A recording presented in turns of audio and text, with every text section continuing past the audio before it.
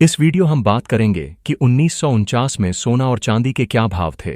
नमस्कार दोस्तों, आज के इस वीडियो में हम आपको इतिहास की उस झलक में लेकर चलेंगे जब भारत नया नया आजाद हुआ था और देश की अर्थव्यवस्था अपने शुरुआती दौर से गुजर रही थी। उस समय सोना और चांदी न सिर्फ आभूषणों के लिए बल्कि बचत और भरोसे की सबसे बड़ी पहचान माने जाते थे। इसलिए आज हम बात करेंगे 1949 के औसत सर्राफा बाजार भाव की।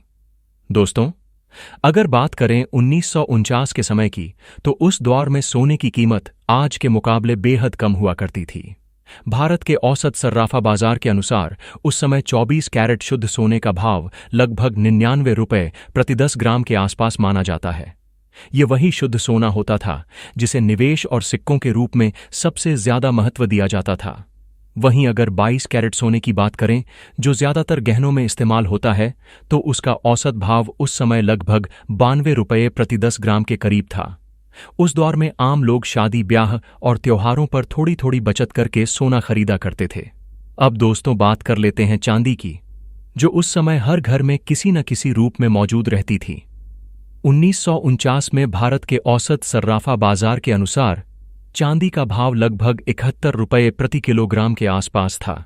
चांदी का इस्तेमाल सिर्फ गहनों में ही नहीं बल्कि पूजा पाठ, बर्तनों और पारंपरिक जरूरतों में भी खूब किया जाता था, इसलिए इसकी मांग हमेशा बनी रहती थी। दोस्तों, जब हम आज के सोने और चांदी के दामों की तुलना 1949 से करते हैं, तो साफ समझ में आता है कि समय के साथ महंगाई, आबादी और अर्थव्यवस्था के बदलने से कीमती धातुओं की कीमतों में कितना बड़ा फर्क आ चुका है। यही वजह है कि पुराने समय में खरीदा गया सोना आज निवेश की सबसे मजबूत मिसाल माना जाता है। वीडियो के अंत में दोस्तों, यह बात ध्यान रखना बहुत जरूरी है कि यहाँ बताए गए सोने और चांदी के भाव उस समय के भारत के औसत सर्राफा बाजार पर आधारित हैं। अलग अलग शहरों और इलाकों में टैक्स, मांग और उपलब्धता के हिसाब से इन भावों में थोड़ा बहुत अंतर भी हो सकता था।